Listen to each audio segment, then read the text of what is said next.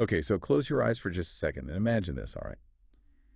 You're walking down a really crowded street in Saigon. It's 1963. The air is so thick with incense, you can practically taste it.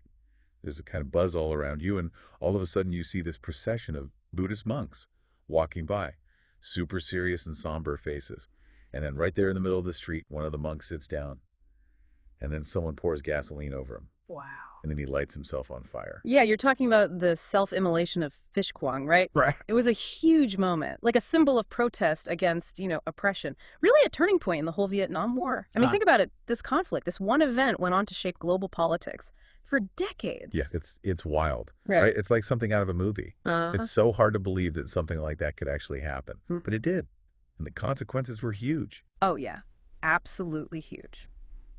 So let's break this down a bit. Let's start with the situation in South Vietnam back in the early 60s. So you've got a divided nation, right? Communist North versus capitalist South. They're locked in this power struggle. But there's way more going on under the surface. Right. Yeah, there's always more to the story than meets the eye. Yeah.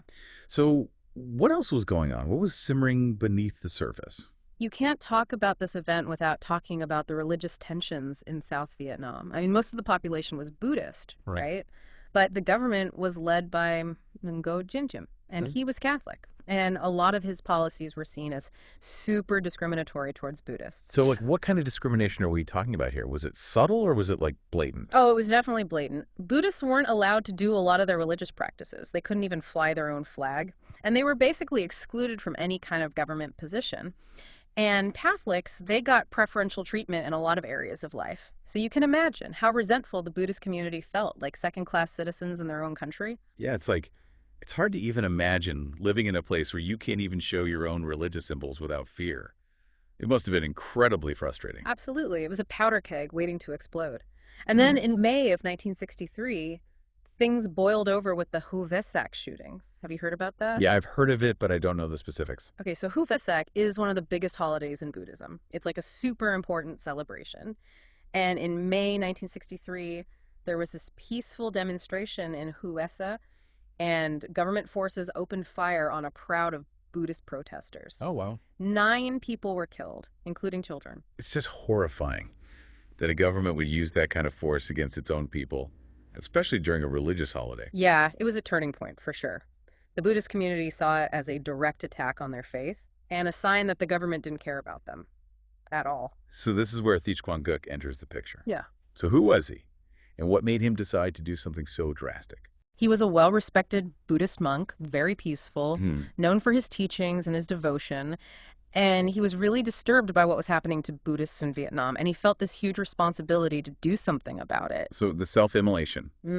It wasn't suicide for him. No, not at all. It was a protest, a nonviolent protest. He was trying to wake up the world to the suffering of his people. It was like this horrifying wake-up call that no one could ignore. It's still so hard to grasp that level of conviction. So take us back to that day, June 11th, 1963. What did it look like? What happened? Okay, so picture this bustling street in Saigon, right in the heart of it all. This procession of monks shows up, completely silent. Everyone's watching. You can feel the tension in the air. Then Kwanga sits down in the lotus position. A young monk pours gasoline all over him. And it's like everything stops for a second. Like no one can believe what they're seeing. And then he lights a match. Wow. And the flames just erupt. They engulf him. Right. He doesn't move. He just sits there, unyielding, as he burns. I can't even imagine being there to actually see that. And of course, there was a photojournalist there who captured it all. Yeah, Malcolm Brown. He was working for the Associated Press, and his photos were everywhere. Within hours, the whole world saw it. I bet the South Vietnamese government was thrilled. Oh, yeah, they were not happy. They tried to downplay it, spread rumors about Quang Duc, saying he was crazy or a communist, anything to shift the focus. But it was too late. The damage was done. People had seen those photos. The power of images. Yeah. Right? It's hard to argue with a photograph like that. Exactly. Those photos changed the narrative. They forced the world to pay attention to what was happening in Vietnam. And the world was not happy. So what happened next? How did this impact the relationship between the U.S. and Diem? It's complicated. But we've got to remember the political climate in the U.S. at the time. The Cold War was raging. And the U.S. was terrified of the domino theory. Right? The idea that if one country fell to communism, all the others would follow. So they were backing Diem as a way to stop communism from spreading in Southeast Asia. So they were in a tough spot. They were supporting a leader who was clearly oppressing his own people, and it was becoming a PR nightmare. You got it. The U.S. was trying to present itself as this beacon of freedom and democracy, but then you have this Buddhist monk burning himself alive in protest of a U.S.-backed regime. It didn't look good. So did they cut ties with Diem right away? It wasn't immediate. There were some people in the Kennedy administration who wanted to ditch Diem. They thought he was unstable and out of touch. But there was hesitation, too. Some people were worried that removing him would make things even worse and help the communists. So what happened? What tipped the scales? The situation in South Vietnam just kept getting worse. Diem cracked down even harder on Buddhists, more protests, more unrest, and the Viet Cong, they were gaining ground. The U.S. started to see Diem as part of the problem, not the solution. So Quang Duc's self-immolation, it was like the beginning of the end for Diem. Yeah, it was a catalyst for sure. Things unraveled pretty quickly after that. So let's talk about what happened next. Okay, so in November 1963, just 5 months after Quang Duc's self-immolation, there was a coup. A group of South Vietnamese generals overthrew Diem and killed him and his brother. So Quang Duc's protest, it actually ended up contributing to the war he was trying to prevent. It's a tragic irony. It definitely is. He brought attention to the brutality of the regime, but it also created this power vacuum that led to even more U.S. intervention. And that escalated the war in ways that no one could have predicted. It really makes you think about the unintended consequences of actions, right? You try to do something good, but it ends up backfiring. It's the butterfly effect in action. But before we get into the impact on the war itself, I think it's important to talk about the human cost of all this. What was life like for everyday Vietnamese people during this time? Yeah, it must have been terrifying. It was. Imagine living in a country that's constantly at war, never knowing when a bomb might drop or when you might have to run for your life. Food was scarce. Medicine was scarce. And fear. It was everywhere. It was a really hard time for everyone. And what about the American soldiers who were fighting over there, so far from home? A lot of them felt lost and confused. They were fighting a guerrilla war in a jungle. They didn't know who to trust or what they were even fighting for. And the political chaos in South Vietnam, it just added to the frustration. It sounds like a nightmare for everyone involved. And it brings us to another key part of this story, the role of photography. Malcolm Brown's photos, they were so powerful and disturbing. Do you think they actually changed the course of history? 100%. They had a huge impact on public opinion around the world. Remember, this was 1963. TV was becoming more common. People were used to seeing newsreels and photos in the paper. But seeing those images on TV in their living rooms, it was different. It was visceral. Yeah, it's one thing to read about something, but to see it like that, to feel the heat of the flames, to see the anguish on people's faces, it's got to be a whole different experience. It was. Those photos became a form of protest, a call to action. They helped fuel the anti-war movement in the U.S. and around the world. People couldn't ignore the human cost of the war anymore. It's amazing to think that one man's protest, captured in a single photo, could have such a huge ripple effect. It really shows how interconnected history is. This wasn't just about Vietnam. It became the symbol of resistance and a catalyst for social change all over the world. That's right. And it speaks to the power of images, right? To shape how we see the world and to get people moving. I mean, think about some of the most famous photos of the 20th century. The raising of the flag at Iwo Jima, the tank man in Tiananmen Square, the falling man from 9/11. Those images stay with you. They capture something real, something that goes beyond language. Absolutely. They evoke such strong emotions. Yeah. And they make you confront difficult truths, and they become part of the story themselves. Yeah. They shape how we remember things. Exactly. And in the case of Quang Duc's self-immolation, those photos became the symbol of the brutality of the Vietnam War and the moral issues with U.S. involvement. It's so interesting how one act of protest could have such a profound impact. And it makes you wonder, what would have happened if he hadn't done that? Would the world have even noticed what was happening to Buddhists in Vietnam? It's the big what if, right? It's impossible to know for sure. But we can say that his self-immolation was a pivotal moment. It changed the narrative, it got people talking, and it sped up the chain of events that led to Diem being overthrown and the U.S. getting even more involved in Vietnam. It's a good reminder that even small actions can have huge consequences, sometimes in ways we don't expect. And it raises questions about the ethics of protest, the role of the media, and the unintended consequences of our choices. For sure. And I think these are questions we need to keep asking, especially today. When we see images of violence and suffering every day, we need to think critically about what we're seeing and question the narratives that are being presented to us. So as we wrap up our deep dive into this story, what's the one thing you want our listeners to take away from all of this? I think it's important to remember that history isn't just dates and facts. It's a story. It's a story that's shaped by the choices people make, and those choices. no matter how small, can have ripple effects that we can't even imagine. The story of Phich Quan Duc is a reminder that our choices matter, and that the Vietnam War, its legacy, continues to this day. It's also a reminder that even in the darkest times, people can find ways to resist and fight for justice. It's a story that still resonates today. It makes us think critically about the world, and about the choices we make, and about the impact we have on others. Well said. And it makes us think about our own values and our own responsibility to make a difference. It's a powerful thought to end on, so we'll leave you with this. In a world where we're constantly bombarded with information, what stories or images have the power to really move you and inspire you to action? Thanks for joining us on this deep dive into history. We hope you'll subscribe to the deep dive for more explorations of the past, present, and future. Okay, so we're talking about this incredibly tense situation, right? You've got religious persecution, the shocking act of protest, and these powerful images spreading like wildfire across the globe. And the U.S. was in a tough spot. They were backing Diet's regime as part of their whole Cold War strategy. But how did they respond to this crisis? You got to remember the political climate in the U.S. back then. Right. The Cold War was at its peak. And the domino theory, the idea that if one country fell to communism, all the others would follow. It was like this huge fear driving everything. So the U.S. was supporting Diem, as a way to stop communism from spreading in Southeast Asia. But then you have this self-immolation and the global outrage. It put them in a real bind. Yeah, I can imagine.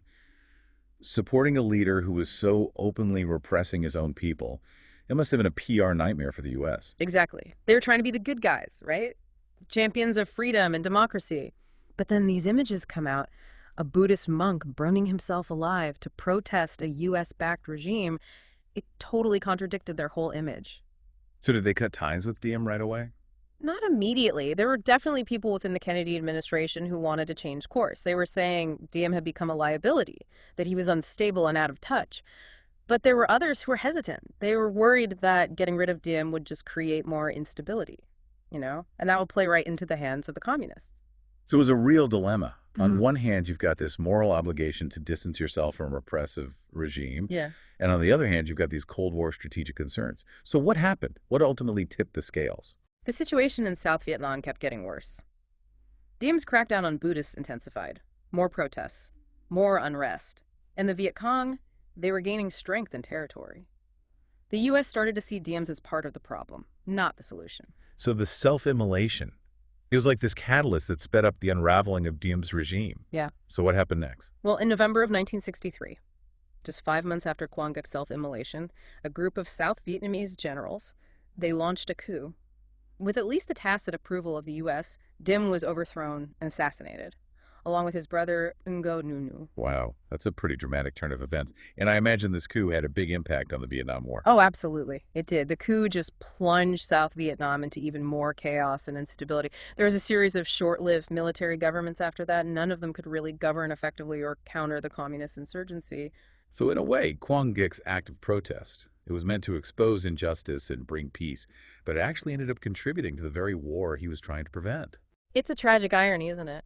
Ugh. His self-immolation, it did shine a light on the brutality of the Duen regime, and it generated international sympathy for the Vietnamese people, but it also created this power vacuum that ultimately led to more U.S. military intervention, and that escalated the conflict in ways that probably no one could have foreseen. Yeah, it makes you think about the complexities of history and the unintended consequences of actions. Right? You try to do something good, but it ends up backfiring in ways you could never imagine. Exactly. But before we get too deep into the impact on the war itself, I think it's important to pause for a second and consider the human cost. What was life like for ordinary Vietnamese citizens during this time? I can't imagine. It must have been terrifying. It was. Imagine living in a country that's constantly on edge, right? Never knowing when a bomb might fall, or when your village might be attacked, or when you might have to flee your home. Food and medicine were scarce, and there was this constant fear. It permeated every aspect of life. It was a time of immense suffering for the Vietnamese people. They were caught in the crossfire of this conflict. And for the American soldiers who were fighting there, so far from home, what was their experience like? For a lot of them, it was a confusing and demoralizing war. They were fighting a guerrilla enemy in dense jungles. They were often unsure who to trust or what they were even fighting for. And the political turmoil in South Vietnam, with all the coups and shifting alliances, it just added to the sense of frustration and disillusionment. It sounds like a nightmare on all sides. And speaking of seeing, that brings us to another crucial aspect of this story, the power of photojournalism. Malcolm Brown's photos of Kwang Guk's self-immolation. They were incredibly powerful and disturbing. Do you think they actually changed the course of history? Absolutely. They had this immediate visceral impact on public opinion worldwide. And remember, this was 1963. Television was becoming more common in homes. People were used to seeing newsreels and photos in newspapers. But the immediacy of these images broadcast right into people's living rooms. It was something else entirely. I can see how that would be a game changer, right? It's one thing to read about an event, Mhm. but to see it so vividly, to feel the heat of the flames, to see the anguish on people's faces, it must have been incredibly impactful. Exactly. Those images weren't just news. They were a form of protest. They were a call to action. And they helped to fuel the growing anti-war movement in the US and around the world.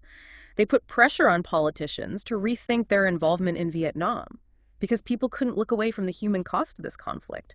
It really shifted the narrative in a powerful way. Yeah, it's incredible, right? Like one man's protest captured in a photo, and it ends up having this huge ripple effect on global events. Mm. It really shows you how connected everything is. This wasn't just about Vietnam. It became this global symbol, Yeah. of resistance against oppression and a catalyst for social change movements all over the world. Yeah, absolutely. And it speaks to the power of images, right? I mean, they can really shape our understanding of the world and mobilize people to action. Think about it, like some of the most iconic photos of the 20th century, like the raising of the flag at Iwo Jima, the tank man in Tiananmen Square, the falling man from the World Trade Center.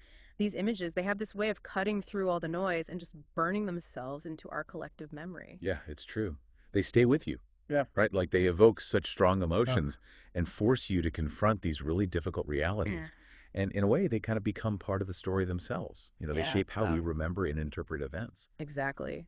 And in the case of Quang Dic's self-immolation, those photos became a symbol of the brutality of the Vietnam War and the moral complexities of U.S. involvement.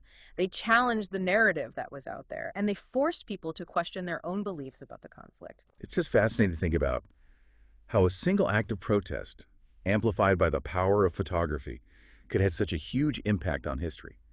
Makes you wonder what would have happened if he hadn't done that. Would the world have paid attention to the plight of Buddhists in Vietnam? Would the U.S. have reevaluated its support for Dim's regime? Yeah, it's the big what if, right? Yeah. It's impossible to know for sure. History is messy, right? There's so many factors at play. But what we can say is that Quang Dic's self-immolation was a pivotal moment. It changed the story, it got people talking, and it sped up the chain of events that led to Dim's downfall and the escalation of U.S. involvement in Vietnam. It's a powerful reminder that individual actions can have far-reaching consequences, sometimes in ways we can never anticipate. It raises questions about the ethics of protest, the role of the media, the unintended consequences of choices. It's a lot to think about. It definitely is, and I think it's important to keep wrestling with these questions, especially today, when we're constantly bombarded with images of violence and suffering. We need to be critical of what we see and hear, to question the narratives that we're presented with, and to think about the bigger picture. Well said. So as we wrap up our deep dive into this really complex and tragic story, what's the key takeaway you hope our listeners will remember? I think it's important to remember that history isn't just a collection of dates and facts. It's a living narrative shaped by the choices and actions of individuals. And those choices, even the seemingly small ones, they can have ripple effects that go way beyond what we can imagine. The story of Thich Quang and his self-immolation, it's a reminder that our choices matter, that individual actions can have profound consequences, and that the legacy of the Vietnam War, it continues to shape the world today. It's a reminder that even in the darkest of times, the human spirit can find ways to resist oppression and fight for justice. It's a story that continues to resonate today. It challenges us to think critically about the world around us, the choices we make, and the impact we have on others. Well said. It's a story that invites us to reflect on our own values and beliefs, and our responsibility to make a difference in the world. That's a powerful thought to leave our listeners with. So on that note, we'll leave you to ponder this. In a world where we're constantly bombarded with information, what stories or images have the power to truly move you and inspire you to action? Thanks for joining us on this deep dive into a pivotal moment in history. We hope you'll subscribe to the deep dive for more thought-provoking explorations of the past, present, and future.